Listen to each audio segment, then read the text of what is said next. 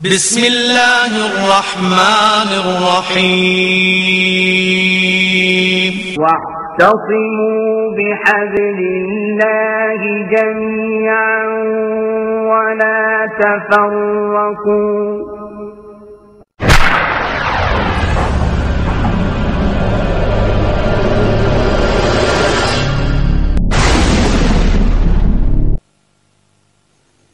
والشمس تجري لمستقر لها ذلك تقدير العزيز العليم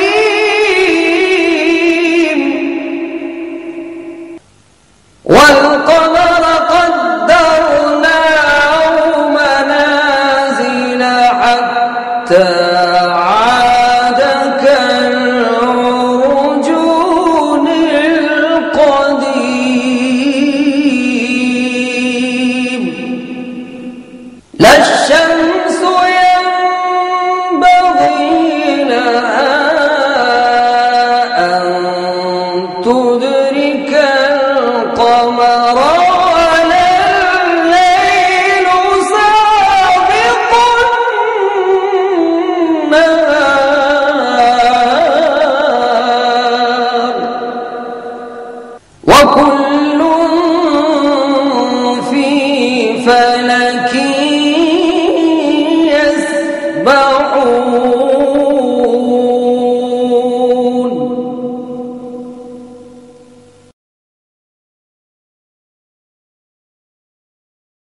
اعوذ باللہ من الشیطان الرجیم پناہ مانگتا ہوں میں اللہ کی شیطان مردود سے۔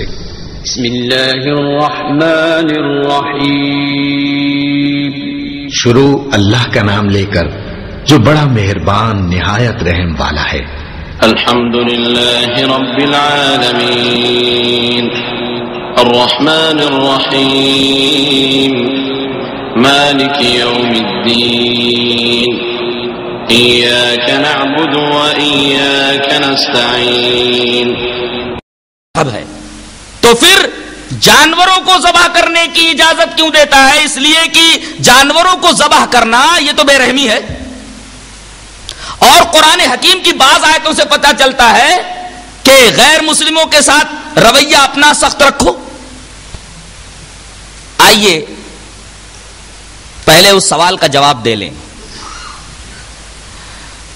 جواب یہ ہے کہ جب تک کوئی جنگ نہ چھیڑے مسلمانوں کو جنگ کی اجازت نہیں ہے، پہلی بات۔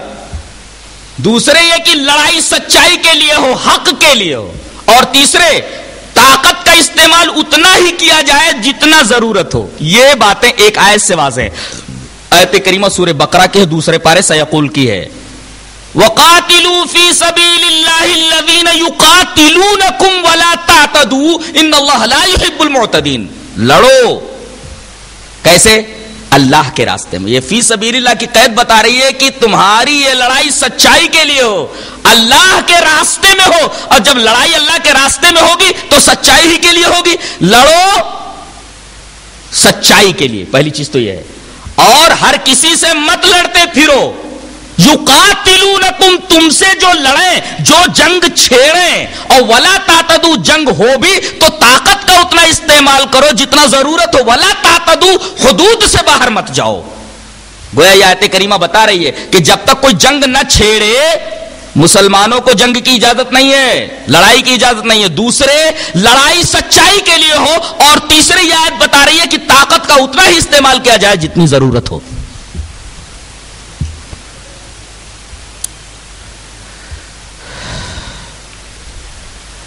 اس کی تائید ایک اور آیت سے ہوتی ہے، وَإِن جَنَحُوا لِلسَّلْمِ فَاجْنَحْ لَهَا۔ اگر یہ صلح کے لیے جھکیں تو تم جھک جاؤ، فَاجْنَحْ لَهَا۔ اگر جنگ چھیڑنے والا صلح کے اوپر آمادہ ہو جائے تو تم فوراً صلح کر لو۔ یہ صلح کرنے کا حکم بھی اس بات کی دلیل ہے کہ اسلام لڑائی کو پسند نہیں کرتا۔ اور ایک حدیث ایسی میں پیش کر رہا ہوں جس سے سب سے بہترین استدلال کیا جا سکتا ہے اس بات پر کہ اسلام دین رحمت ہے، آج یہ حدیث یہاں سے لے کر کے جاؤ. وان ابی وہب الجشمی وکانت له صحبۃ قال قال رسول اللہ صلی اللہ علیہ وسلم سموا باسماء الانبیاء واحب الاسماء الى اللہ عبد اللہ وعبد الرحمن واصدقها حارس وحمام واقبحها حرب ومرہ. رواہ البیہقی فی السنن الکبریٰ فی کتاب الضحایا. حضرت امام بیہقی اس حدیث کو سنن کبریٰ میں لائے اور کہاں ہے؟ جہاں قربانیوں کا بیان ہے وہاں ہے، کتاب الضحایا میں حدیث موجود ہے حضرت ابو وہب جشمی سے. حضرت ابو وہب جشمی یہ صحابی ہیں، وکانت لہ صحبۃ، یہ صحابی ہیں. وہ کہتے ہیں کہ رسول اللہ صلی اللہ علیہ وسلم نے ارشاد فرمایا کہ تم اپنے بچوں کے نام انبیاء کرام کے نام پر رکھو، اور اللہ کے نزدیک سب سے محبوب نام عبداللہ اور عبد الرحمن ہے. پہلی بات کیا؟ اپنے بچوں کے نام انبیاء کرام کے نام پر رکھو. اللہ کے نزدیک سب سے اچھے نام عبداللہ عبد الرحمن ہے، اور سب سے سچے نام اللہ کے نزدیک حارث اور حمام ہیں.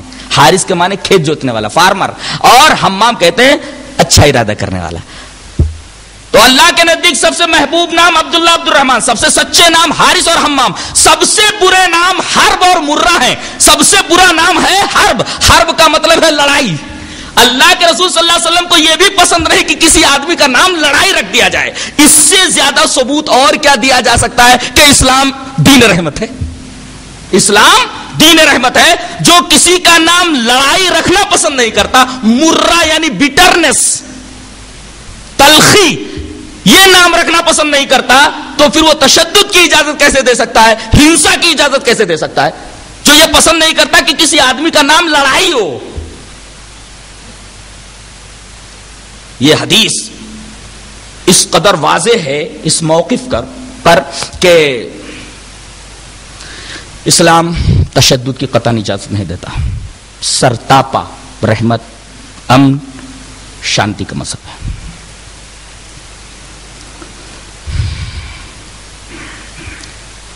کچھ آیتوں سے جو یہ معلوم ہوتا ہے کہ غیر مسلموں پر تشدد کیا جائے، وہ آیتیں خاص پس منظر میں ہیں، ان کا ایک خاص بیک گراؤنڈ ہے، وہ خاص حالات کے لیے ہیں. نارمل حالات میں ویسے احکامات نہیں دیے گئے ہیں، وہ ایک خاص حالات کے لیے ہیں، خاص حالات کے لیے ہیں. مثلا اللہ تبارک تعالیٰ نے ارشاد فرمایا فَإِذَا انْسَلَخَ الْأَشْهُرُ الْحُرُمُ فَاقْتُلُوا الْمُشْرِكِينَ حَيْثُ وَجَدتُّمُوهُمْ. جب حرام کے مہینے گزر جائے تو مشرکین کو جہاں پاؤ قتل کرو. اب یہ حکم جو ہے خاص حالت کے لیے ہے اور خاص لوگوں کے لیے ہے. یہ دنیا کے تمام غیر مسلموں کے لیے نہیں ہے. ایک خاص حالت سے ایک عام حالت کشید کرنا یہ قرآن حکیم میں تحریف کرنے کے مرادف ہے. حکم یہ دیا جا رہا ہے کہ جب حرام کے مہینے ختم ہو جائے، حرام کے مہینے میں لڑائی جائز نہیں ہے، تو مشرکین کو جہاں پاؤ قتل کرو. اس کا مطلب یہ ہے کہ یہ مشرکین ایسے ہیں کہ انہوں نے عہد کو توڑ ڈالا ہے، معاہدے کی خلاف ورزی کی ہے، عہد شکنی کی ہے. اس کی دلیل ایک آیت سے ملتی ہے الا تقاتلون قوما نکثوا ایمانهم وهموا باخراج الرسول وهم بدؤكم اول مره. تم ان لوگوں سے قتال کیوں نہیں کرتے جنہوں نے عہد کو توڑ دیا ہے؟ اور عہد کا توڑنا بہت بڑا جرم ہے. ایسے لوگوں کی سرکوبی ضروری ہے. لہذا ایک خاص بیک گراؤنڈ میں، ایک خاص پس منظر میں خاص لوگوں کے ساتھ یہ سلوک کرنے کا حکم دیا گیا ہے. دنیا کے تمام غیر مسلموں کے لیے یہ حکم نہیں ہے.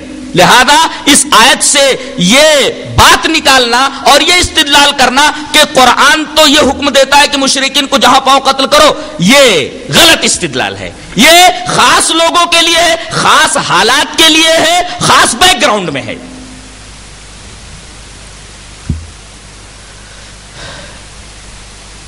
ایک آیت کریمہ اور نگاہ میں رکھ لیں تو بات اور زیادہ صاف ہو جائے. آیت کریمہ ہے قاتل الذین لا یؤمنون باللہ ولا بالیوم الآخر ولا یحرمون ما حرم اللہ ورسولہ ولا یدینون دین الحق من الذین اوتوا الکتاب حتی یعطوا الجزیۃ عن ید وہم صاغرون. ان لوگوں سے لڑو جو اللہ پر ایمان نہیں لاتے اور یوم آخرت پر ایمان نہیں لاتے اور وہ اللہ کے دین کو قبول نہیں کرتے.